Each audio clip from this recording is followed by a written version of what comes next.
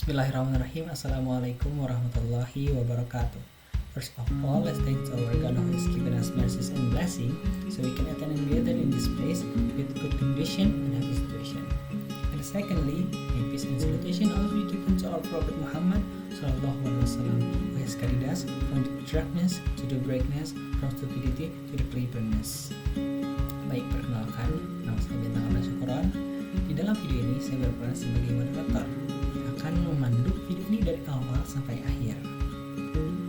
Tapi sebelumnya, intro dulu. This could be us. So back to what I was saying. Could be us.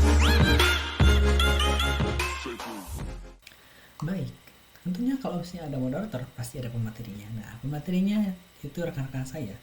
Itu yang pertama ada Dea, yang kedua ada Sophie, yang ketiga ada Fawas.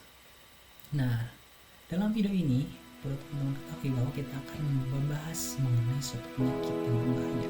Saking berbahayanya, penyakit ini membuat kasus kematian yang banyak, khususnya di Indonesia. Nah, dalam penyakit ini perlu teman-teman ketahui bahwa kalau teman-teman tidak memperhatikan ini dengan baik, sehingga penyakit ini berdampak pada diri kita, keluarga kita, ataupun orang-orang yang ada di sekitar kita. Nah, dan apa penyakitnya? Nah, penyakitnya yaitu TB atau tuberkulosis. Nah, dalam video ini kita akan membahas mengenai 3 hal penting. Yang pertama yaitu mengenai sekilas tuberkulosis. Kedua itu mengenai determinan sosial dari tuberkulosis. Ketiga yaitu upaya yang dapat dilakukan untuk mengurangi tuberkulosis. Nah, tidak berlama-lama lagi, pembahasan pertama akan disampaikan oleh rekan saya yaitu Dea mengenai sekilas tuberkulosis. Tuberkulosis adalah penyakit menular yang disebabkan oleh bakteri Mycobacterium tuberculosis. Bakteri ini menyebar dari penderita TBC melalui udara. TBC ini biasanya menyerang organ paru, bisa juga di luar paru. Hampir seperempat penduduk dunia terinfeksi dengan kuman Mycobacterium tuberculosis. Sekitar 89% TBC diderita oleh orang dewasa dan 11% diderita oleh anak-anak. TB adalah salah satu dari 20 penyebab utama kematian di seluruh dunia. Indonesia berada pada peringkat ketiga setelah India dan Cina. Secara global, diperkirakan 9,9 juta orang menderita TBC pada tahun 2020. Jumlah kematian akibat tuberkulosis secara global pada tahun 2021 sebesar 1,3 juta.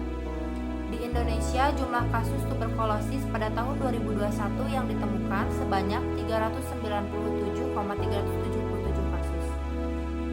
Jumlah kasus tertinggi dilaporkan dari provinsi dengan jumlah penduduk yang besar yaitu Jawa Barat, Jawa Timur, dan Jawa Tengah. Jumlah kasus TB di Indonesia menurut jenis kelamin, jumlah penderita laki-laki lebih tinggi dibandingkan dengan penderita perempuan, yakni pada laki-laki sebesar 57,5% dan 42,5% pada perempuan. Baik, itulah sekilas mengenai TB atau tuberkulosis yang dimana dampaknya berskala dunia dan menjadi salah satu penyakit yang mengerikan bagi Indonesia. Baik, selanjutnya kita berlanjut ke poin yang kedua, poin yang tidak kalah pentingnya, yaitu mengenai determinan sosial dari tuberkulosis yang akan disampaikan oleh rekan saya, Sophie. Selanjutnya, determinan sosial dari tuberkulosis.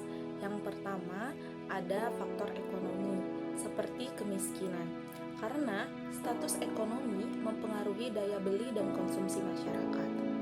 Masyarakat miskin cenderung lebih rentan terkena tuberkulosis. Yang kedua, transisi demografi seperti globalisasi dan urbanisasi. Hal tersebut berdampak pada kepadatan penduduk karena tuberkulosis ditularkan melalui udara, maka semakin padat penduduknya, semakin rentan pula kelompok tersebut terkena tuberkulosis. Yang ketiga, tingkat pendidikan dan pengetahuan seperti pendidikan yang rendah. Yang keempat, sistem pelayanan kesehatan yang belum merata.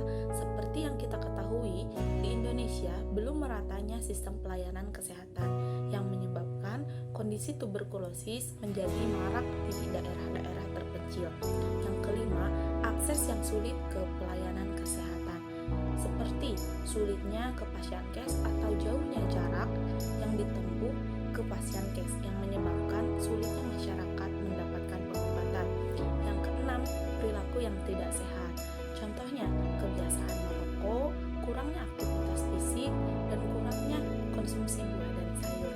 Yang ketujuh, ventilasi rumah yang buruk, juga kurangnya paparan sinar matahari langsung ke dalam rumah. Dan yang terakhir ini, kepatuhan dalam pengobatan agar pasien tuberkulosis terhindar dari resistensi bakteri.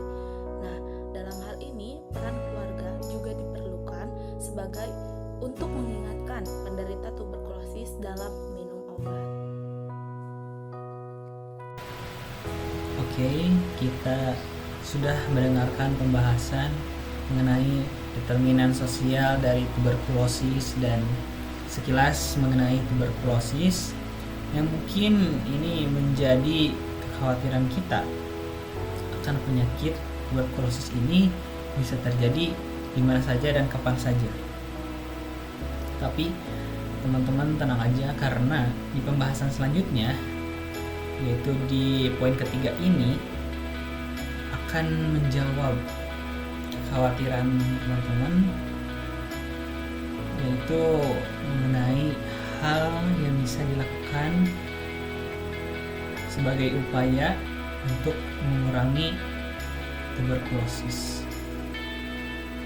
yang akan disampaikan oleh rekan saya, yaitu Fawas. Hal yang bisa dilakukan sebagai upaya mengurangi TB. Segi kesehatan, akses imunisasi, terutama imunisasi BCG pada balita. Diagnosa dan akses informasi tentang TB. Pengetahuan, tingkat pendidikan seperti dengan kebijakan pemerintah wajib 12 tahun mencakup SD, SMP, SMA.